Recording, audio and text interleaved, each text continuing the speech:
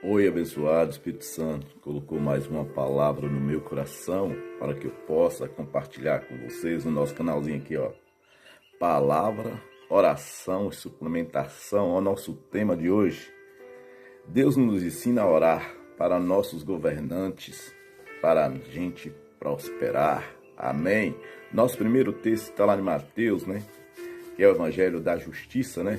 Mateus 17. Quando Jesus e seus discípulos chegaram a Cafarnaum, os coletores de impostos de 2 dracmas vieram a Pedro e perguntaram: o mestre de vocês não paga o imposto do templo? Sim, paga, respondeu ele.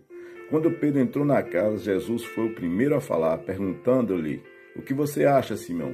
De quem os reis da terra cobram tributos e impostos? De seus próprios filhos ou dos outros? Dos outros, respondeu Pedro. Disse-lhe Jesus: então os filhos estão isentos. Mas, para não escandalizá-los, vá ao mar e jogue o anzol. Tira o primeiro peixe que você pega. Abra-lhe a boca e você encontrará uma moeda de 4 dracmas. Pegue-a e entregue a eles para pagar o meu imposto e o seu. Aleluia. Amém. Né? Nós temos o segundo texto que está lá em Timóteo. Né? Em primeiro lugar, peço que seja feito orações, pedidos, súplicas e ações de graças a Deus em favor de todas as pessoas. Ore pelos reis e por todos os outros que têm autoridade, para que possamos viver uma vida calma e pacífica, com dedicação a Deus e respeito aos outros. Isso é bom e Deus, o nosso Salvador, gosta disso. Ele quer que todos sejam salvos e venham conhecer a verdade. Agora nós vamos lá para a história que eu sempre falo, né? Quem não estuda a sua história perde a sua identidade, né? Está lá em Gênesis 47. E trouxe José Jacó, seu pai, e o apresentou a Faraó, e Jacó abençoou a Faraó. E Faraó disse a Jacó: quantos são os dias dos anos da tua vida? E Jacó disse a Faraó: os dias dos anos das minhas peregrinações são 130 anos. Poucos e maus foram os dias dos anos da minha vida, e não chegaram aos dias dos anos da vida de meus pais nos dias das suas peregrinações. E Jacó abençoou Faraó e saiu da sua presença. E José fez habitar seu pai e seus irmãos, e deu-lhes possessão na terra do Egito, no melhor da terra, na terra de Ramsés, como Faraó ordenara. Aleluia!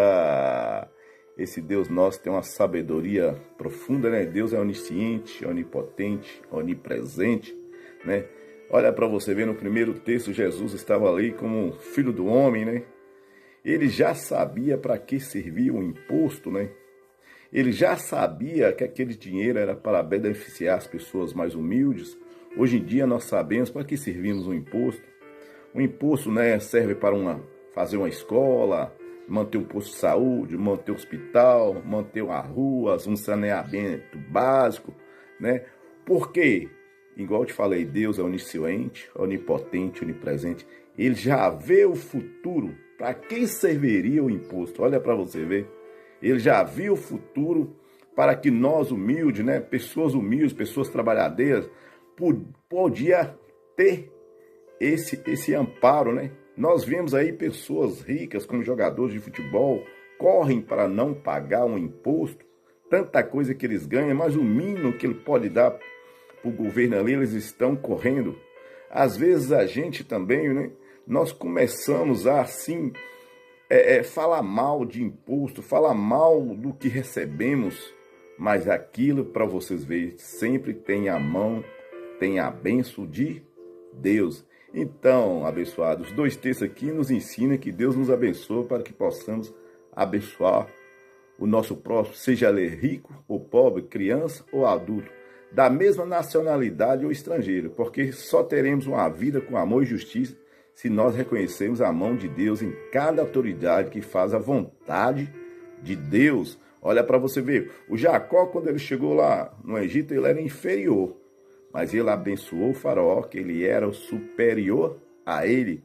A partir do momento ali que ele abençoou o Faraó, que aquele Faraó começou a crer em Deus, você viu que o próprio povo, que é a família de Jacó, chegou ali com 77 pessoas e virou milhares de pessoas, todo mundo ali prosperou. A família de Faraó começou a cair. Quando ele morreu, ali teve a descendência dele que começou a ter a tal da idolatria, se apega aos bens materiais. Assim a nossa sociedade ou nacionalidade se apegam ao dinheiro, se apega a alguma coisa que um político dá e não consulta Deus na hora de falar. Já tem aquele velho ditado, né? Às vezes ali o político ele entra bem naquela cidade ou naquele estado, ou na presidência do Brasil, mas tem aquele velho ditado, né? Se você coloca uma maçã dentro de uma caixa por muito tempo, certamente ela vai apodrecer, né? Nós impedimos que a democracia siga. Nós não oramos por nossos governantes. Ali, ó, porque olha que para você ver lá no Timóteo está pedindo que a gente ore por nossos governantes e pedir a Deus que faça justiça. Duas coisas: orar e pedir a Deus que faça justiça. Assim que nós temos que fazer na nossa vida, porque Deus já deixou essas ferramentas. Olha para você, para a gente começar desde dentro da casa, qual é o quarto mandamento? Honrar pai e mãe, para que os nossos dias se alongarão na terra. Quem vai ser beneficiado? Somos nós. Nós temos que orar por nossos governantes, né? Desde lá de casa, orar pela nossa mãe, pelo nosso pai, independentemente o que ele é, o que ela é, teremos que estar sempre honrando, né? Então nós temos que orar por nossos prefeitos, por nossos governadores, por nossos presidentes, por nossos senadores, né? Nós temos que orar por nossos professores, né? Nós temos que orar por cada pessoa que ocupa ali um cargo de autoridade, para que a gente possa ter prosperidade neste mundo e sempre orar pedindo para Deus saúde para eles, mas também a justiça divina, porque tem muitos aí que vai para o lado errado, mas nós sempre temos que buscar a oração, porque o rei Saul ali naquela época ali mesmo, ele não começou a escutar Deus. O que Deus fez? Quando orou ali, ele colocou Davi no lugar do rei Saul. Então, a partir do momento da oração, nós vamos ter prosperidade. É o que Jesus está ensinando ali, por isso que eu já falei ali logo no começo. Deus é onisciente, onipotente, onipresente, né? Então, vocês temos o fazer o poder da oração, buscar sempre orar por todos, seja criança, seja adulto, seja estrangeiro, né? Temos que sempre estar orando por alguma pessoa, por autoridade. Esse é o poder da oração. Se a gente quer viver num país mais alegre, com democracia, dando continuidade, né, aos projetos de Deus, o que Ele fez para este mundo, para que a gente possa buscar em primeiro lugar o reino dos céus e sua justiça, nós temos que orar. E o poder da oração, Jesus já ensina ali, desde aquele primeiro texto, né, quando alguém estava colocando ele à prova, mas Deus é onisciente, onipresente, Ele já vê o futuro, Ele já vê para que serve. Ele não veio aqui neste mundo, né, para fazer guerra, Ele veio aqui para salvar. E salvar a mim, salvar você, para que a gente possa prosperar.